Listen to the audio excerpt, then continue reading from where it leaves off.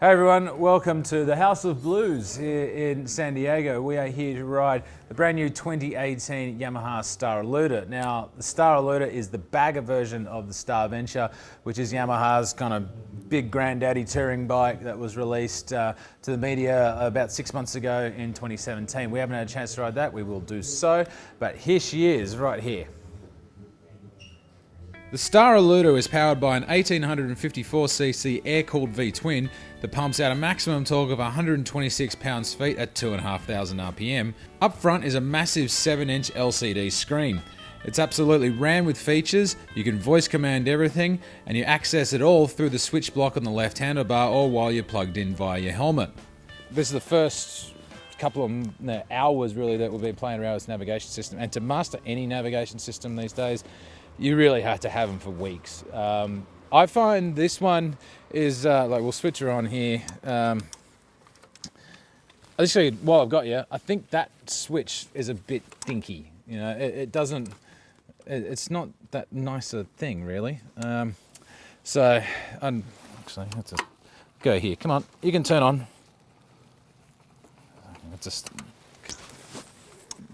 come on. See, you switch the thing on. There we go. See, that's what I mean about a dinky switch. Like, you should just be able to switch the thing on. I shouldn't do that. The screen itself is very, very good. 7-inch TFT display, and you can see everything. It's a really, really cool setup. I think with the way, so we get through all that stuff, but you know, it's all touch screen, so you know you can do exactly what you like, and you can actually go from here as well. You go back to it, you know, all the stuff there. I won't go totally into it at the moment, just because there is so much stuff to get through with the comm system on this setup. It's all done through here, so you plug your helmet straight into this little piece in here. Get you go. So straight into there, and the sound is actually pretty good. Sounds not bad. I have noticed that this setup here is a little bit finicky to use with thick gloves, and I think these are relatively thin gloves, but if you were to have really, really thick sort of winter gloves, for example, they're a little bit of a bugger to play around with. I don't think this setup is, for over $20,000, I think it's $22,000.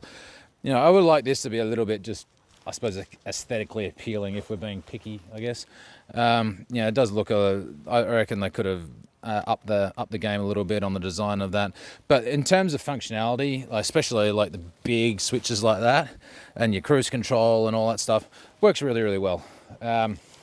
One of the things so far that I really don't enjoy about the bike is, for an expensive bike like this, it doesn't come with heated grips as standard, and for a bike that's designed to do gigantic miles and you're spending that level of money, that should be a given. You should be able to have that stuff as a standard feature on a bike like this. So a bit disappointing in that regard. Also, I really would have liked the screen to be adjustable, even if it was just adjustable that much higher, because for where I sit, I'll sit here on the bike for you. Get rid of that. So where I sit, I'm 6'1", I sit here, that angle of the screen goes dink right into my head, and I either need to sit like that or I've got to sit like that to be able to be able to stop the wind from just buffeting me to death. And so I immediately grabbed some earplugs, because otherwise you just go deaf. So yeah, it would have been great if you could just adjust it just a little bit, or maybe tilt it forward, anything, just to be able to get rid of that wind buffeting. Riding position itself is really, really nice. Really lovely seat, really good riding position. Rubber mounted bars and everything, so there's very, very little vibrations that get through to you. The standout feature, bar none, is that motor. It's a really incredibly smooth motor. Just the way the thing picks up off the bottom of the throttle off the rev range, really, really smooth. Twin counterbalances with this motor as well, so it takes out a lot of the vibration, and the way the thing's mounted in the frame as well with the rubber mounts, it's really quite amazing at how smooth they've made this thing go. I mean, it's almost smooth to the point of it having not the kind of character of a V-twin, I guess, but that's kind of dissipated when you look at how much torque the thing has. I mean, it punches out torque, the peak torque I think is like 2,500 RPM or something like that, so it's really cool. As far as the ride quality itself goes, the Eluder will ride over some pretty serious bumps, and the weight alone will help soak up some of the shock, but overall the suspension performance is one of the standout features of the bike. It won't dive too excessively under brakes and shouldn't squat too much from the rear under acceleration, so look, all in all, it's pretty good. Well, boys and girls, that's it. Here we are at Lake Henshaw in the outskirts of San Diego. Beautiful spot to go motorcycle riding. Pretty sure we're going to get dumped on again pretty soon, so we'll try and make this one nice and quick. So today we were riding the Yamaha Star Eluder. We were riding it in GT package, which is $23,999. It's $1,500 more than the base model, and then for that you get like your Sirius XM satellite radio. You also get a CB radio as well. So if you want to be able to communicate with trucks and whatever, and you can always get the lowdown of what's happening on the road surfaces, is always very handy for long distance riders.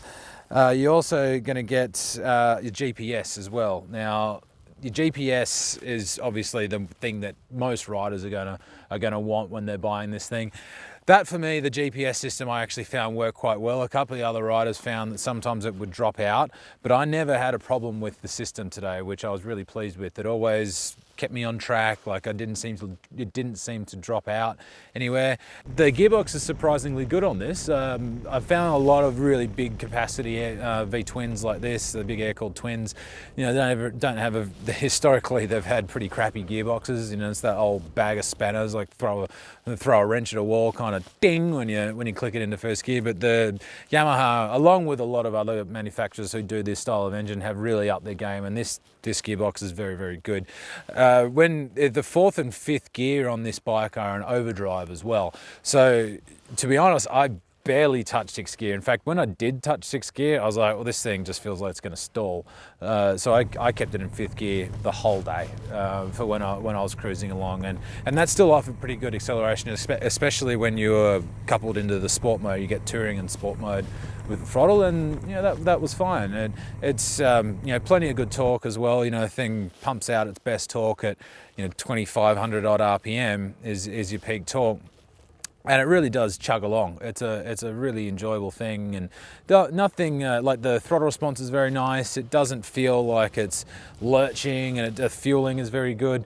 All in all, it is a very, very good bike. Now, you get these big old bags here at the back. Now, if you are going to buy one of these things and you end up having a passenger, you're going to want to get that passenger backrest as an accessory. That's just a given, because they're going to slide off pretty damn quick. I mean, if those who remember the old Victories, they used to have those stupid sloped seats at the back. Thankfully, this is a nice flat seat for whoever you're going to have sitting on the back, and it'll be a nice comfy deal, but they're definitely going to want to have a backrest. That being said here, I find the dip in the seat does tend to curve your spine a little bit, so after a while it does get a little bit uncomfortable, but for the most part it's really, really good.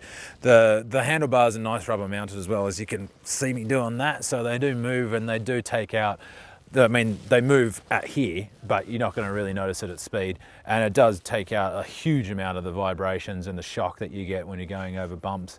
The suspension is very, very good. I didn't touch the shock, didn't even, just left it alone, just ran it totally stock all day today. Felt that it was a really, really nice ride comfort, ride quality was very, very good. I think styling wise, Yamaha has done very well with this bike. It's got a bit of a tough kind of muscle car sort of look, like the front end's real Americana, if you like. I really like those front end, the big lights that they have at the front, particularly when you get the fog lights as well, which comes with this GT option. You'll be able to, you can light up the road for miles, and it looks pretty badass too. Like, it's a good looking bike. So all in all, I'm quite impressed with this thing. As I say, well, I want those heated hand grips. I think that's a bit of a price skimp from Yamaha, but look, other than that, it's a really enjoyable bike, and it's definitely a bike that guys are going to get on and girls are going to get on, and you'll just ride it for miles and miles and miles and miles. It's one of those kinds of bikes that just begs you to keep going. Super smooth, the lack of the vibrations of that engine and the torque of that engine. Doesn't guzzle fuel too much either. Like, we've done about just under 200 miles, I think, about 180 miles, and we've still got about a third of a tank left as well. So we're doing pretty well as far as the gas mileage goes too. So. And this bike was primarily designed for the American market as well. So, you know, this is its core home. And look, you can buy this bike now. These things have been in dealers now for about a month or so. So it's not like previous times where we've done a bike test or a bike intro and you haven't been able to buy the bike for 6 months. This bike will be available at your local Yamaha dealer as of today. So yeah, it's going to be a very good bike. And I think a lot of the people who do big miles are going to really enjoy this thing. It's a really cool thing.